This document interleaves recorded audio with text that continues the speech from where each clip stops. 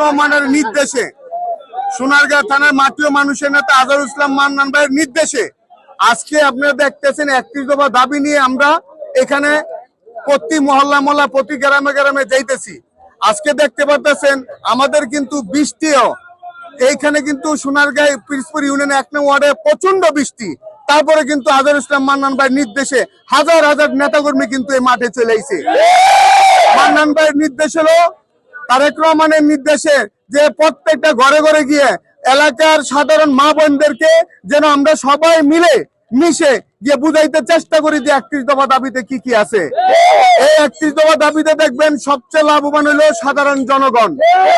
দেশ নায়ক তারেক রহমানের নির্দেশনা আছে যে দেশের জন্য, দেশের সাধারণ জনগণের জন্য আমরা সকল কিছু ত্যাগ স্বীকার করতে পারি।